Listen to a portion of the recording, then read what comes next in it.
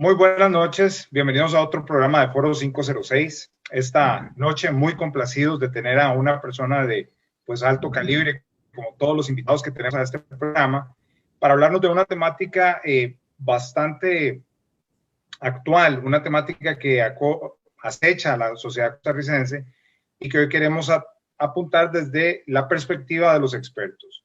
Me complace presentar a una persona de altísimo bagaje, don Maynor Rodríguez, que nos acompañará hoy para abordar este tema.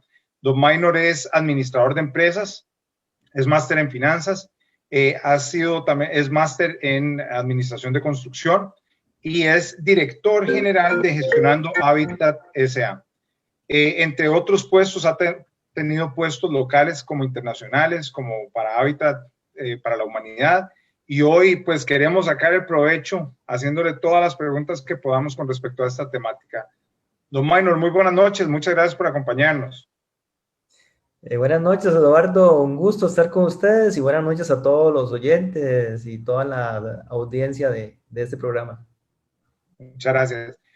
Pues bueno, como hemos estado apuntando, a ver, el problema de la pobreza en Costa Rica es un problema estructural. Eso ya lo hemos abordado en varios temas, en programas nuestros, y tenemos una pobreza estancada.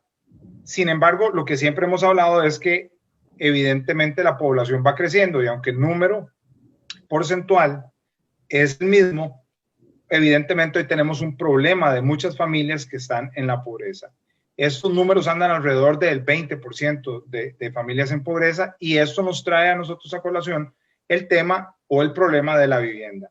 A mí me gustaría saber desde la perspectiva de una persona con el bagaje que tiene usted, ¿cuál es realmente el trasfondo, el origen, aparte de la pobreza, por medio del cual no se ha podido dar, creemos nosotros, una solución adecuada a este problema? Y siempre es un problema latente y hasta pareciera que se usa como un caballito de batalla en las elecciones, ¿verdad? Porque es el tema de siempre, vamos a eliminar la pobreza, vamos a darle vivienda a la gente, y entonces pareciera muchas veces que es hasta un comodín político utilizar esto para la campaña. Cuéntenos usted cómo va esto, dónde nace o cuál es el origen de este problema.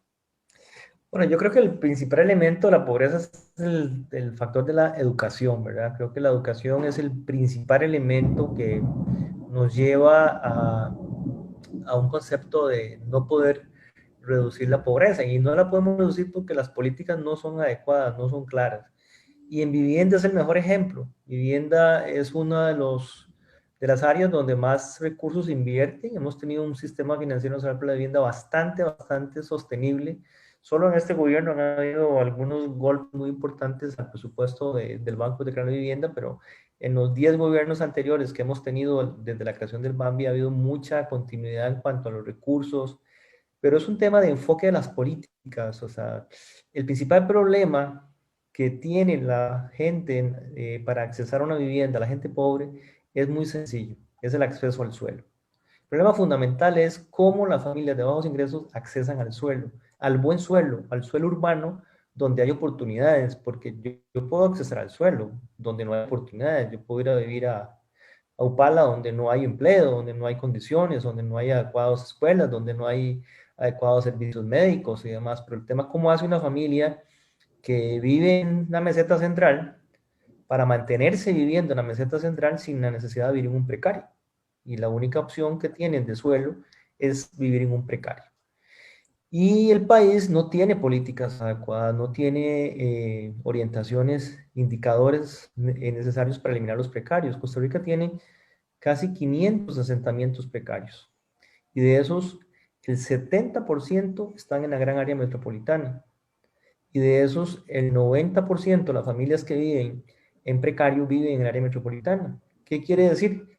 Que el precario es una expresión del derecho a la ciudad, un concepto que nosotros no hemos aplicado, que es bastante utilizado ya en países como Chile, Argentina, Brasil, México, Colombia, y lo que la gente necesita es acceso al suelo, al buen suelo, al suelo donde está el comercio, donde está la escuela, donde está la salud, donde está la recreación. Ese es el elemento más importante y es el elemento que menos importancia le damos. Le damos mucha importancia a veces al acero, al cemento, a los vidrios, a los techos y el elemento fundamental es el acceso al suelo. Y hay una carencia de políticas, Eduardo, y la mejor demostración que puedo dar aquí es que el 70% del déficit habitacional está en la GAM y solamente el 25% de los bonos de vivienda se dan en la GAM. O sea, ¿cómo? Si tenemos la necesidad de vivienda, principalmente en la GAM, damos solamente una cuarta parte de los subsidios de vivienda en la GAM. O sea, tenemos las tres cuartas partes de la necesidad y solo una cuarta parte de los recursos. Es un evidente problema de política, de realmente indicadores y de asignar los recursos donde hay que asignarlos. Ahora, corríjame entonces si yo estoy equivocado. Cuando se habla de acceso al suelo es evidentemente la tierra sobre la cual se van a construir los asentamientos o las casas individuales que se puedan dar para estas personas. No posee el Estado, inclusive las municipalidades como entidades autónomas, suficientes terrenos para destinar a este tipo de desarrollos aquí en la GAM.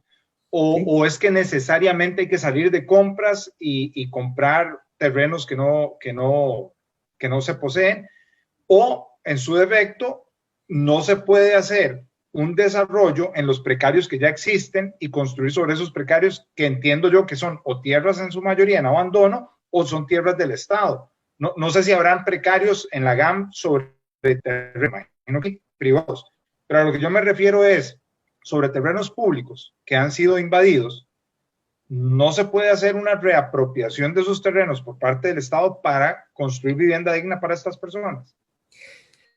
Absolutamente, Eduardo. El Estado tiene mucha tierra. El INBU tiene más de 70 hectáreas de terreno en la GAM. El IMAS tiene 120 hectáreas de terreno en la GAM. El MOP tiene terreno en la GAM. El BAMBI, perdón, tiene terrenos dentro y fuera de la GAM. O sea, hay terrenos del Estado. Existen muchos terrenos del Estado y muy buenos terrenos. Yo le puedo decir que el INBU tiene todavía terrenos en Atillo, terrenos excelentes. El INBU tiene terrenos en Cartago Centro. El INBU tiene terrenos por el Paseo de las Flores en Guararí. El INBU tiene terrenos en un montón de lugares. Y le puedo decir que el BAMBI también. El BAMBI tiene terrenos en Santo Domingo de Heredia, donde nadie tiene tierra, donde la tierra es carísima, donde la tierra está en pocas manos. Lo que no hay es capacidad para desarrollarlos, capacidad interna y sobre todo decisión política. No hay una decisión política de decir, por aquí vamos, este es el rumbo que queremos. Realmente el sistema financiero nacional para la vivienda funciona como un piloto automático. Conforme los desarrolladores presentan proyectos, por ahí vamos, pero no hay rumbo, no hay claridad. Y si no hay rumbo, no hay claridad, no hay indicadores, no puede haber reducción de pobreza. El 98% de los precarios están en terrenos públicos, porque los terrenos privados no los invaden, porque los privados los despojan. Los privados sí ejercen la capacidad de sacarlos de su tierra. Las familias invaden terrenos públicos porque saben que el Estado es inoperante para sacarlos. Entonces el 98% de los precarios está en terrenos públicos y se pueden atender ahí mismo. Sí, Eduardo, yo hice un estudio para la Cámara Costarricense de la Construcción, para Finanvivienda y para CENVI en el año 2014, donde demostramos que el 90% de los precarios que hay en Costa Rica se pueden atender en sitio. Le doy un ejemplo clarísimo, clarísimo. El Triángulo de Solidaridad. ¿Usted sabe por qué no se pudo atender en sitio? Sí, sí se ocupaba la franja para pasar la carretera, pero fuera de la franja para pasar la carretera había un montón de áreas para construir edificios. Y no se pudo construir ahí porque no se fue capaz de cambiar el plan regulador de Guadalupe, de Guaycochea. A ver vos. Pudo construir a la parte donde pasa la carretera, que había campo, había espacio. Nosotros habíamos diseñado unos edificios ahí para que la gente pudiera vivir en condiciones verticales, con áreas verdes y pudiera aprovechar toda la facilidad de vivir a 1 kilómetro del centro de San José, porque no fuimos capaces de cambiar el plan regulador de Guaycochea. Parece increíble. Eso es increíble, bueno, pero es la realidad. Hay una incapacidad del Estado total, total, total, total. Y no hay políticas claras, no hay orientaciones claras, y el dinero del Banco de la Vivienda se va 80% a la zona rural. y claro, solamente se va muy poquito dinero el que se queda en Agam, donde la gente necesita vivir. Yo te puedo decir, a mí me da mucha pena, pero hay que contar historias porque a veces la gente se ilustre. Tenemos un proyectito en Guapiles, pequeñito, de 14 casas, de 15 casas, y nos faltaba colocar una, y una muchacha que vino en 3 y me dijo, mire, don Maino, no se preocupe, yo me voy a ir a Guapiles con tal de tener casa. Y yo dije, ¿cómo una muchacha que vive en León 13 se va a ir a vivir a Guapiles? Por el amor de Dios, ahí está, aquí están sus hijos, trabaja aquí, ¿para qué quiere casa si no tiene empleo? Y va a ir a claro, Guapiles a llevar palo, una mujer sola, con 2 hijos, a llevar palo con el tema del empleo. ¿Para qué casa? Le dije yo, mire, no, yo no voy a hacer esa ingratitud. claro, Porque no tiene capacidad para poder generar, vive en el distrito más denso de toda Costa Rica, que es León 13. claro. Bueno, eso, usted tocaba aquí un tema muy importante de la decisión política. Y entonces eso me lleva al tema de que, vamos a ver, pensando un poco, como dicen mal, resulta ser un comodín político a generar una promesa, una expectativa a las personas de algo que no se interesa cambiar. Porque, a ver, si yo tengo un problema identificado, que es un problema ampliamente identificado, ampliamente estudiado, y donde hay propuestas de sobra, por lo que usted no me está diciendo, el hecho de que un plan regulador no pase en una excepción donde es, hasta podría considerarse una especie de emergencia nacional, aunque Así. no sé si califica como emergencia nacional, pero sí. Entonces yo digo, a ver, ¿qué estamos pensando acá? Ahí es donde uno siente que el mismo Estado, a través de sus políticas y de sus hechos, empieza a ponerse los tropiezos el mismo, ¿verdad? Y es donde no empieza a avanzar la cosa. Entonces, ¿existe alguna perversidad en esto para que esto no suceda o es coincidencial? No, lo que existe es el camino fácil, ¿verdad? Nuestros políticos se han dejado llevar por lo que la corriente lleva. El Banco Hipotecario de la Vivienda recibe proyectos de los desarrolladores privados que generalmente podemos conseguir tierra en las zonas más baratas, lejanas. Conseguir tierra en Agán es mucho más complicado. Pero ¿para qué conseguir tierra en Agán si el Estado la tiene? ¿Por Claro, qué no realmente definir que los recursos se van a utilizar en los terrenos del Estado? O sea, ¿por qué vamos a ir a comprar tierra fuera de la GAN si el Estado tiene tierra en la GAN que podemos desarrollar? ¿Por qué no? Es un tema de orientación política, es un tema de claridad, es un tema de rumbo. Y lo que pasa es que no queremos tomar el rumbo más fácil, es el que seguimos. claro, claro. Ahora, yo he estado pues analizando algo que se llama, déjeme decirlo correctamente, el déficit cualitativo. Entonces, no solo tenemos el problema de las personas que no tienen vivienda o acceso al suelo, como lo decía usted, sino que también tenemos aquellas viviendas que no están en condiciones para ser habitadas, ¿verdad? Y entonces ahí estaba leyendo yo que por ejemplo, PROI en un informe hablaba de más de 800,000 viviendas del 1.6 millones que existe en Costa Rica, o sea, el 50% de esas viviendas eh, carecen de condiciones apropiadas para que fueran habitadas. ¿Cómo el Estado atiende esta problemática? O sea, porque hay gente, a ver, en lo que yo entiendo, hay gente que ya optó por un bono, que ya no puede optar por otro, me imagino que así es, pero que a la vez tiene su casa semidestruida por la razón que sea y entonces está como en un limbo ahí. ¿Cómo funciona esto? Sí, ese es otro muy buen ejemplo de la falta de claridad política y de orientación. En Costa Rica se otorga más o menos 12.800 bonos de vivienda al año. Y le puedo decir que bono para reparar casa generalmente son como 1.000. A veces no llegamos ni a 1.000. ¿Eso qué es? La falta de claridad de la estadística. Usted lo dice muy bien, Eduardo. La estadística dice que el 80% del déficit es cualitativo, es un problema de calidad, no un problema de cantidad.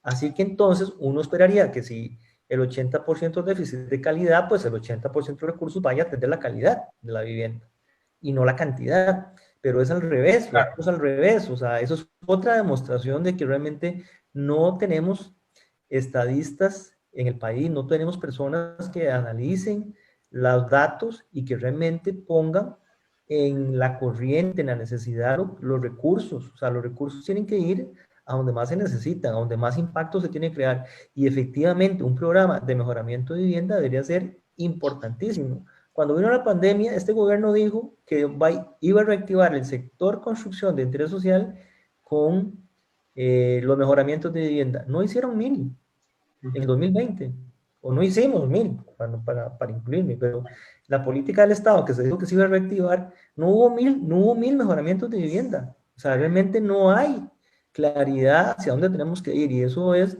producto de que buscamos el camino simple, el camino fácil, vamos haciendo lo mismo. Yo lo llamo, tenemos un piloto automático, y aunque vengan vientos del norte, vientos del sur, vientos de todo lado, aunque vengan tormentas y demás, seguimos con el piloto automático, no ajustamos, no Claro. vemos hacia dónde tenemos que ir y no hacemos el ajuste. Ahora, otra de las cosas que yo había tenido entendido es que hay una población considerable que tiene acceso al suelo. Hay personas que tienen su lote, pero que al final no todos califican para el bono. Entonces, ahí empieza a haber un tema de si los criterios de decisión son los correctos, ¿no? Es algo que yo y muchas personas desconocen. ¿Será entonces que también a nivel de criterios tenemos algunas condiciones que no permiten que la gente posea vivienda digna? Porque no califica, porque su núcleo familiar gana un poquito más de lo que establece la ley para que califique el bono, no sé, después de 270,000 colones de ingreso o algo así, por ahí anda. ¿Cómo estamos con eso? El tema es que tenemos un sistema financiero que debería tener 3 patas para que se sostenga, solo tenemos una. Todo buen sistema financiero tiene 3 elementos, Eduardo: el ahorro, el crédito y el subsidio. Cualquier sistema financiero de vivienda tiene 3 elementos. Y en Costa Rica lo que tenemos es uno. Nada más hemos optado por el subsidio como el único mecanismo. No hemos generado políticas adecuadas de financiamiento. El financiamiento es el mismo, el financiamiento comercial. No ha habido creatividad en los mecanismos de financiamiento. Y por eso es que hay gente que, aunque no accede al bono, podría accesar a una vivienda, a un terreno, a un mejoramiento de vivienda, si tuviera un sistema financiero adecuado. Por ejemplo, no tenemos una ley de leasing. La gente no puede optar por un leasing habitacional porque hay que regir por ley de inclinato, que es terrible para el inversionista. Entonces, no tenemos mecanismos. Deberíamos tener mecanismos de tasas de interés bajas para el financiamiento. No tenemos mecanismos de leasing que serían muy adecuados. Hay mucha gente que no ocupa. Hay que olvidarse de aquello que decían nuestros abuelos, que lo primero era tener una casita propia. No, muchos muchachos de ahora no quieren tener una casita propia, quieren vivir en una casa, pero ¿quién dice que tiene que ser propia? Entonces, el mecanismo del alquiler, de la renta, también tiene que promoverse. Y el otro tema es el ahorro. Nosotros no tenemos mecanismos de ahorro atractivos que motiven a la gente a que se meta en un mecanismo para esto. Entonces, es lo que decía al inicio de esta respuesta. Tenemos un sistema financiero que debería tener 3 patas: ahorro, subsidio y financiamiento, que solo tiene una pata: subsidio. Entonces estamos totalmente rencos. Claro. Ahora, O con más bien, respecto, para decirlo bien, inestables, más que rencos. claro. Ahora, vamos a entender una parte de esto. Evidentemente, el financiamiento son recursos que se deben reintegrar. O sea, a mí me prestan el dinero, yo lo tengo que reintegrar con una tasa de interés, aunque sea baja, pero tengo que reintegrarlo. El subsidio es la parte que a mí me dan y que es no reembolsable, digamos, me la regalan, por decirlo de alguna forma. Entonces, aquí viene la pregunta con respecto a si los mecanismos financieros, que usted ya apuntó que no, que es, digamos, un instrumento de 3 patas que solo tiene uno y que por eso no está caminando correctamente, desde la perspectiva del financiamiento, ¿qué es lo que está haciendo falta en el sistema financiero para que adecuadamente se canalicen los recursos y que lleguen a donde tienen que ir? Mira, lo que se está haciendo ahorita y se hizo el año en septiembre de 2019, que fue y que ha sido muy exitoso, y es quizás, digamos, lo más importante, a través de una iniciativa que tuvimos algunas personas del sector privado y un miembro de la Junta Directiva del BAMBI, la verdad, la arquitecta Dania Chavarría fue la que tuvo la iniciativa, y eso lo trabajamos mucho con AMUCAP, y en ese momento fue Provi, donde en ese tiempo planteamos un modelo de bono clase media, donde hay es un aporte de subsidio para la prima, y también un aporte de crédito de bajo costo con recursos del BAMBI. Entonces, ese es el único mecanismo que hay ahorita, pero debería haber muchos más mecanismos, sobre todo pensando que el Banco Hipotecario de Vivienda es un banco, no es una institución de beneficencia. Desgraciadamente se ha interpretado como una institución de dar bonos y no ha funcionado como banco. Entonces, ahí es donde tenemos que poner al BAMBI a funcionar como tal, como una Claro, entidad financiera. claro. Minor, con respecto a tu experiencia, digamos, a nivel internacional y con otras organizaciones, ¿qué se puede hacer en el sistema financiero como tal, incluyendo al BAMBI, que como bien lo apuntas, el BAMBI es un banco, no una institución de beneficencia, para mejorar esta canalización de recursos? Yo creo que hay que casualmente poner al Bambi a que canalice recursos internacionales. Creo que hay muchos recursos internacionales de bajo costo, sobre todo ahora por el tema de la pandemia. Y creo que el Bambi puede ser una organización que puede canalizar muchos de estos recursos internacionales que hay y poderlos colocar a las entidades a un bajo costo y es casualmente también a los usuarios a un costo bajo. Hay que crear sin lugar a dudas un mecanismo de renting y un mecanismo de leasing habitacional. Nosotros no podemos seguir sin tener un mecanismo de este tipo que es absolutamente necesario. Y como decía anteriormente, no puede aplicarse porque si usted aplica un leasing aquí en Costa Rica, lo aplican para vehículos porque no les aplica la ley de inclinato, pero en el caso habitacional aplica la ley de inclinato y los sistemas de la ley de inclinato realmente es muy beneficiosa para los usuarios, pero muy, muy desventajosa para los inversionistas. Entonces, hay que cambiar o la ley de inclinato o hacer una ley propia de leasing inmobiliario. Es un mecanismo, es muy necesario. Hay que promover los mecanismos de renta, de alquiler de vivienda, ¿verdad? Es absolutamente necesario poder hacerlo. Hay que dejar de pensar, como decía anteriormente, en que todo el mundo quiere tener una casa. O el mundo es un mundo nómada ahora, ¿verdad? Y con el bono de vivienda de feria le ponemos la de que 10 años no puede vender, ni puede alquilar, ni puede prestar. Entonces, los destinamos básicamente a que por 10 años no se puedan mover, ¿verdad? Entonces, hay que generar mecanismos mucho más modernos, ¿verdad? Tenemos una ley del Sistema Financiero de la Vivienda que es del año 1986, que los que la hicieron fueron realmente muy visionarios y crearon muchas cosas buenas y ha sido muy exitoso, pero bueno, han pasado 33 años, o sea, ya es muchísimo tiempo y ya es hora que realmente como país cambiemos y tengamos mecanismos más modernos. Sin embargo, nuestras autoridades no lo hacen, ¿verdad? Nuestras autoridades siguen con la misma receta. Claro. Ok. Mira, volviendo un poco a la parte de trámites, ¿considerás vos que los trámites y las normativas entorpecen la entrega eficiente? Ya vimos que una de las partes que es un problema es la parte del financiamiento. Ahora, la parte de trámites y permisos y todo esto, o de regulaciones y de normativas, ¿vos crees que también ahí hay mucho que mejorar? Hay mucho que mejorar, pero sobre todo hay que mejorar la actitud del funcionario público. O sea, creo que hay una cultura de que el usuario es un pedidor de servicios y que tiene que ir a rogar, a implorar por los servicios y el usuario no es un cliente.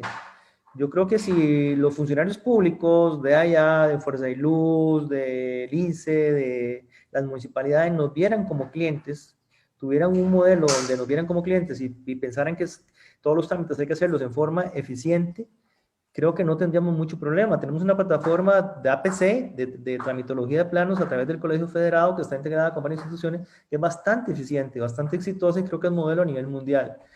En las municipalidades, algunas funcionan bien, pero en la mayoría hay una actitud ante el trámite que es totalmente inadecuada. Lo que yo creo, hay que hacer cosas en trámite, sí, hay que hacer mejora.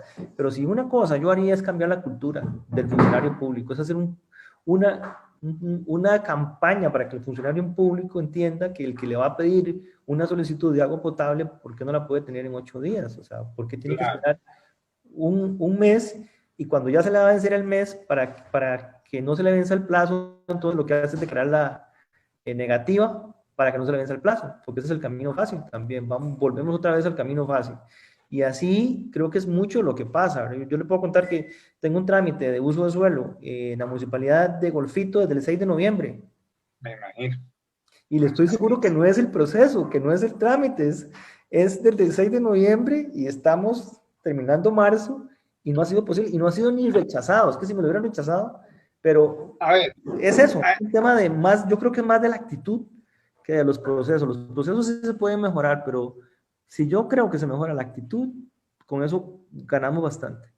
ahora que mencionas esto del uso del suelo, al final de cuentas, yo me pregunto y yo digo, ¿de verdad que un uso de suelo necesita 15, 22 días para que se lo den? O en tu caso, 4 meses para que se lo den, cuando es algo que ellos ya tienen ahí de machote. O Sí, sea, incluso, ¿cómo puede ser posible que si yo pido un uso de suelo no lo pueda, empezando porque no lo pueda pedir en línea, tengo que ir allá a pedirlo? Pues yo, o sea, viera que eso sobrepasa mi entendimiento y no, yo le puedo no decir que sé. los retiros de carretera nacional del MOP duran 2 meses. Cuando uno puede decir, ¿por qué tengo que pedirlo? Más bien yo debería entrar a una plataforma donde yo pongo el número de plano catastro y la plataforma me diga, tiene 10 metros de la línea del centro, tiene 15 metros de la línea del centro, porque eso está debería estar totalmente automatizado. El tema del agua potable debería tener una plataforma donde diga dónde hay agua potable, dónde no hay agua potable. O sea, estamos en el mundo moderno, o sea, no puede ser que no tengamos todavía estas cosas. Yo creo que hay mucho de actitud, pero también tengo que decirlo que también hay mucho de intención de tener el control de las cosas.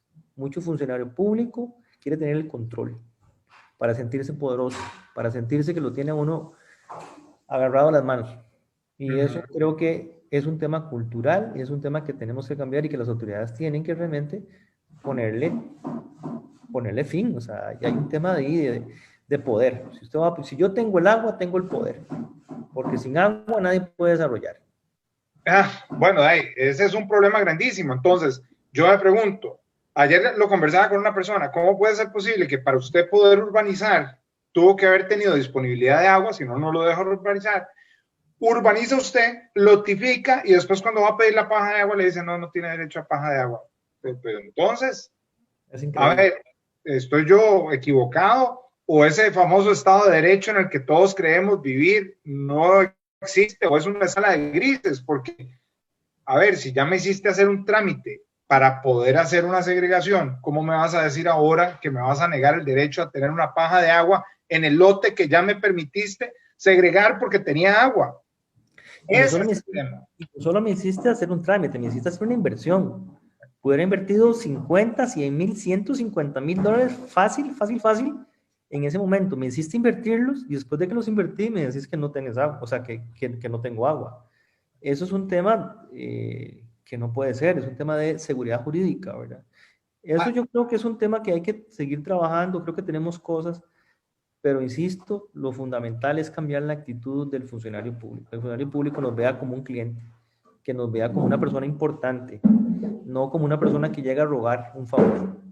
claro, ok. Ahora, esto desde el punto de vista de trámites de uno como usuario. Ahora, mi pregunta es, respecto a estos trámites, pero desde el punto de vista del desarrollador, ¿qué problemas o qué obstáculos pueden estar teniendo ellos para poder cumplir con la demanda de vivienda, que ya sabemos que es deficitaria? No la demanda es creciente, pero la oferta es deficitaria. O sea, no se va a poder cumplir en los próximos no sé cuántos años con las necesidades que se tiene de vivienda, porque sencillamente la población o las familias en pobreza están creciendo a un ritmo mayor de lo que la capacidad constructiva que tiene el país. Eso es lo que yo estoy viendo, porque si no nos estaría generando una brecha creciente. Existen problemas entre la regulación y la tramitología que hay o con respecto a los desarrolladores para poder suplir esta demanda. Sí, claro, hay muchos problemas y en la parte de normas, un problema que tenemos ahora es el Fire Department, ¿verdad? Es el departamento de bomberos que tiene una norma igualitica a la norma de los Estados Unidos. O sea, nosotros tenemos una norma de bomberos como si construyéramos con madera y con gypsum, como se construye en los Estados Unidos. Construimos con concreto, tenemos incendios fundamentalmente en los asentamientos precarios, en las cuarterías y demás, es donde hay incendios fundamentalmente. Yo nunca he escuchado un incendio en Montealegre, nunca he escuchado un incendio de Santana. O sea, siempre escuchar los incendios en Barrio La Cruz, en Cristo Rey, en los lugares donde hay cuarterías, hacinamientos, donde no hay normas. ¿Y qué es lo que pasa? Que tenemos una normativa de bomberos excesiva, sencillamente excesiva, que aumenta los costos impresionantemente, y eso son de las partes que realmente tenemos que cambiar, porque tenemos un código que no corresponde a nuestra realidad. O sea, no es un código hecho con estadísticas, con datos, de una forma analítica, estructurada, y ese es un ejemplo solamente, pero realmente el tema del acceso al agua es terrible. El AIA no te da agua en el 80% de los lugares de la GAM. Ni siquiera estoy diciendo que en Guanacaste, en la GAM no te quiere dar agua para hacer proyectos. Entonces, o sea, ¿cómo vas a construir proyectos? Y cuando te da agua, te pide que inviertas $300,000, $350,000 para obras de mejora, y el que cobra esas mejoras es el AIA.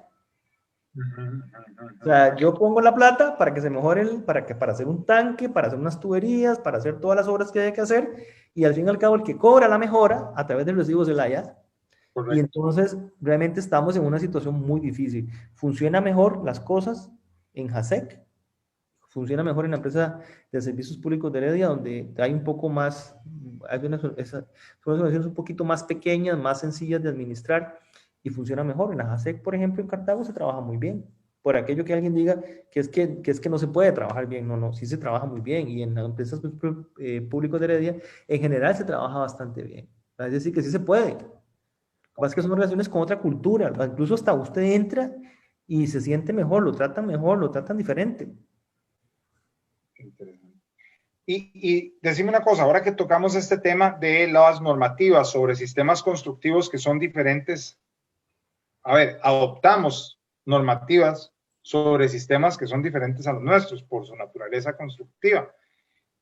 ¿Qué otros sistemas constructivos considerad vos que se pueden aprovechar, modernos, para cambiar no solo el mapa visual o el campo visual de lo que son los asentamientos de este tipo, sino también pensando en el ambiente, pensando en nuevas formas de hacer asentamientos o vivienda de esta índole que no tengan tanto impacto como el uso tradicional de materiales tradicionales como el cemento, el hierro, etcétera. ¿Se ha pensado en esto o es que las normativas actuales no contemplan ahora estos nuevos elementos que se pueden utilizar?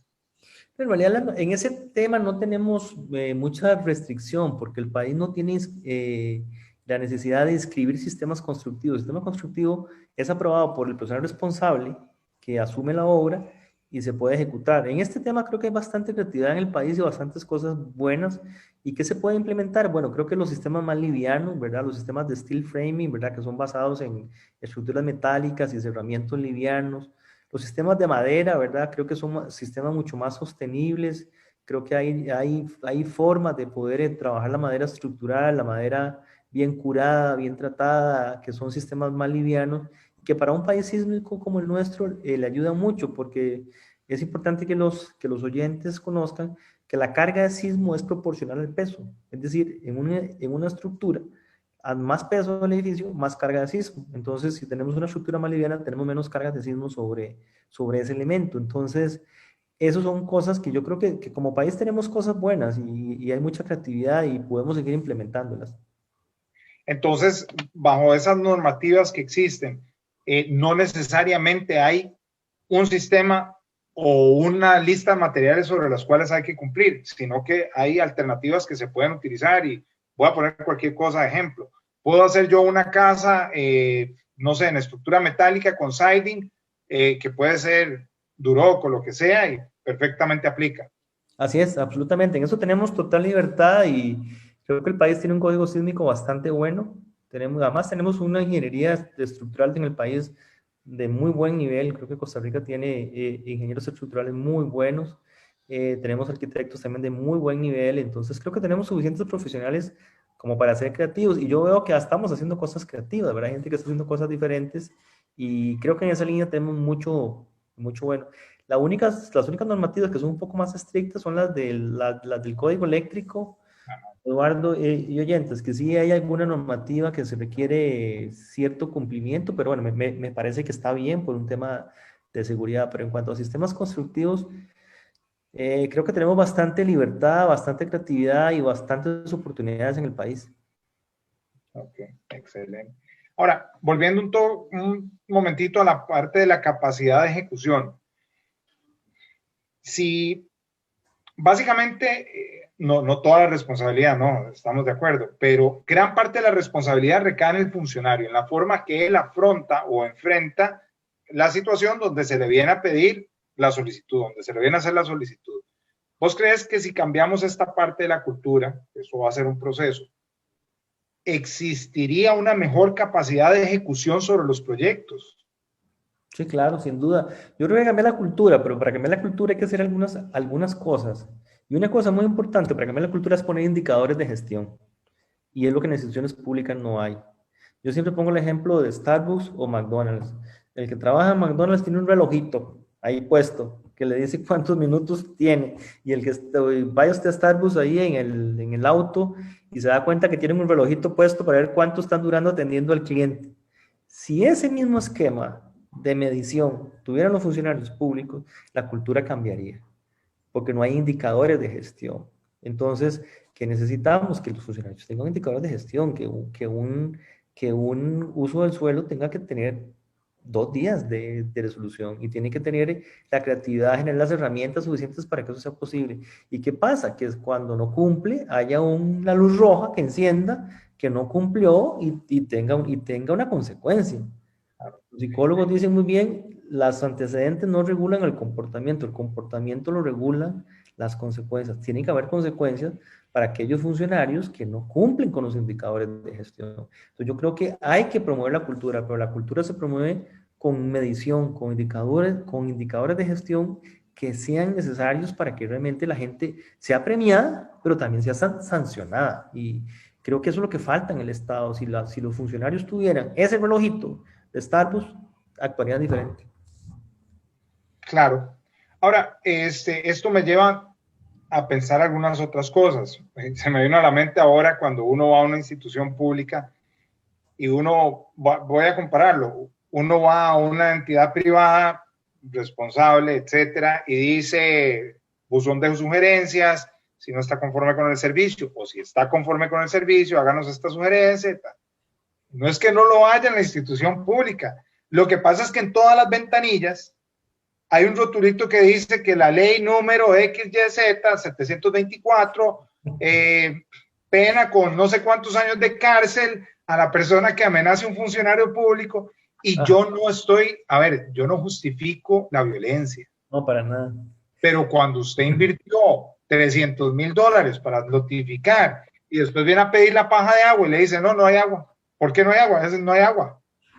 O sea, realmente es algo que lo sobrepasa a uno. Claro. Entonces ahí es donde vemos las diferencias entre el servicio al cliente. Por un lado, yo necesito saber tus sugerencias para adaptar mi sistema de trabajo y mi oferta de valor hacia el servicio. Y por el otro lado te estoy diciendo que si me reclamas te voy a penar con 3 años de cárcel porque estás amenazando a un funcionario público. Entonces, usted se quejó y fue a la auditoría de servicios.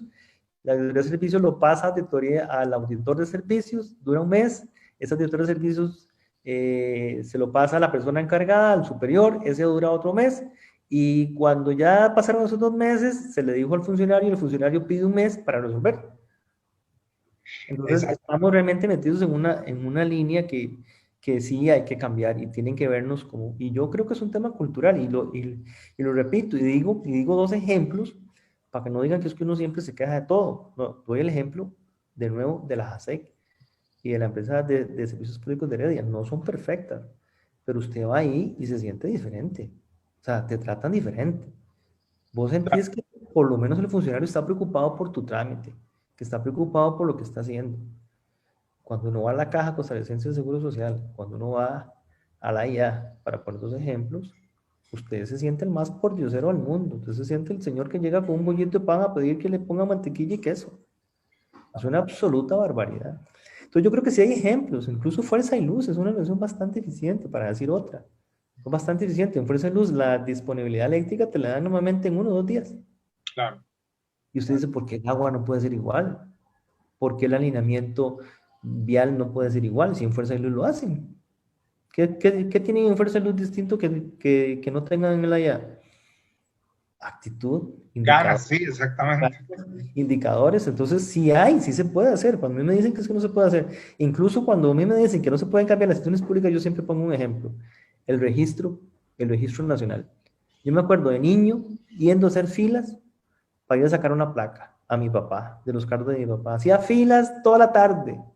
Yo me acuerdo que para ir a sacar un estudio de registro, yo tenía que ir a hacer filas toda la tarde, que mi papá me mandaba cuando era pequeñito, cuando tenía 11, 12 años. Yo le hacía fila mientras mi papá hacía otra fila en el Registro Nacional.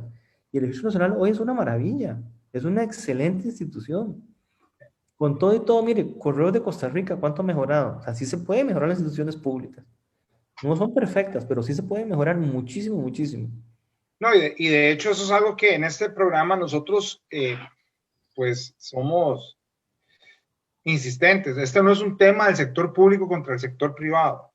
Es que han hecho muchas instituciones públicas que han sido exitosas llevando a cabo un cambio estructural en su institución y obviamente abordando desde el tema de las habilidades blandas de sus funcionarios hasta toda la parte estructural del giro, digamos, de negocio, por decirlo de alguna forma, procedimientos, procesos, etcétera. Entonces, realmente, como dice usted, sí se puede, hay mejores prácticas que se pueden adaptar y que se pueden contagiar al resto de las instituciones. No es que por yo venir del sector privado soy mejor que el del sector público y que todos los del sector público son iguales. No, no. Y creo que es segundo lo que usted dice en cuanto a que ahorita realmente son menos que más las instituciones que necesitan cambios drásticos. Creo que hay una serie de instituciones que han hecho cambios muy valiosos y que los costarricenses lo agradecen. Y más bien le agradecen al funcionario público que esté ahí, porque le resuelve, no le genera otro problema, le resuelve el problema. Y es un tema cultural que tiene que ver mucho hasta incluso contra los microclimas que hay en las organizaciones. Yo el ejemplo que pongo siempre es el Hospital de Heredia. Yo vivo en Santo Domingo, Heredia. Y usted va al Hospital de Heredia y es otra cosa, es otro ambiente. En el Hospital de Heredia más usted respira diferente. Es un hospital que usted lo llevan con la venta tapada y le abren los ojos y usted no sabe si está en el CIMA, si está en el Metropolitano, si está en la Clínica Bíblica. Realmente es un hospital que tiene una calidad de servicio al cliente extraordinaria.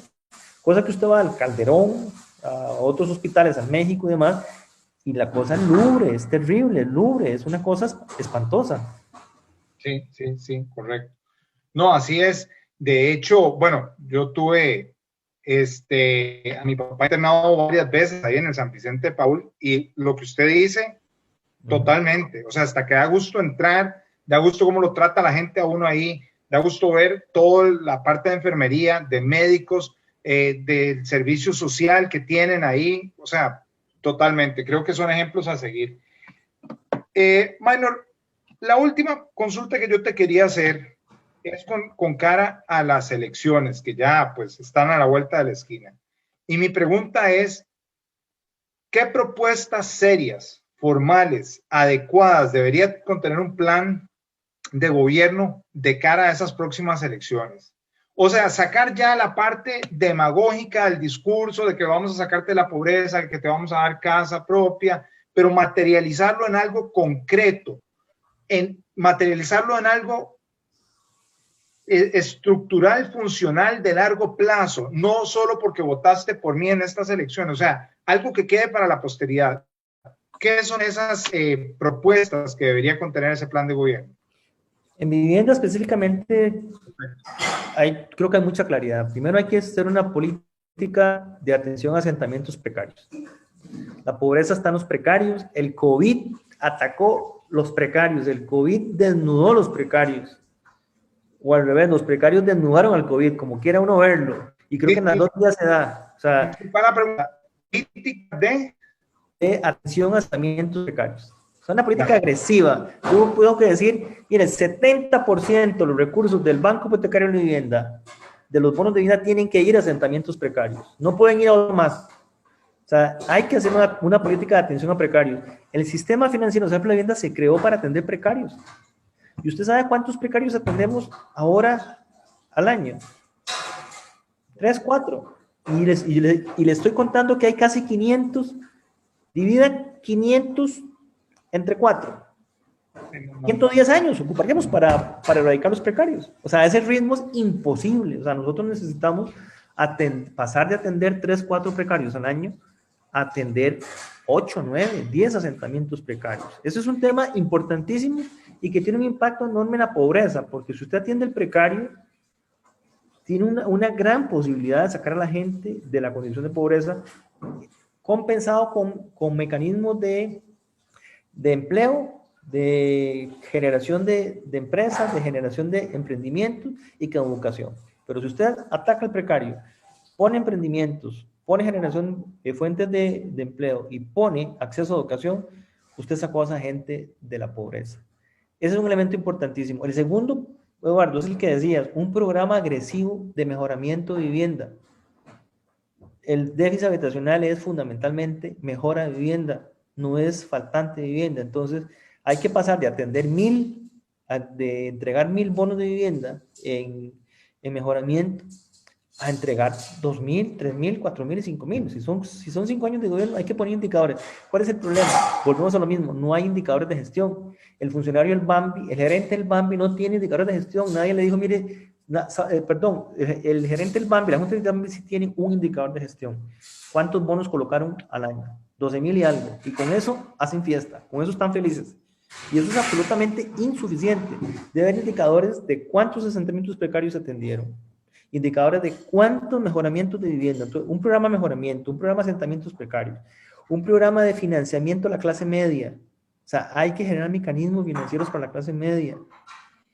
Y para eso se necesita una ley de leasing, como ya lo mencioné, un cambio en la ley de arrendamiento que generen mecanismos financieros para la gente de clase media.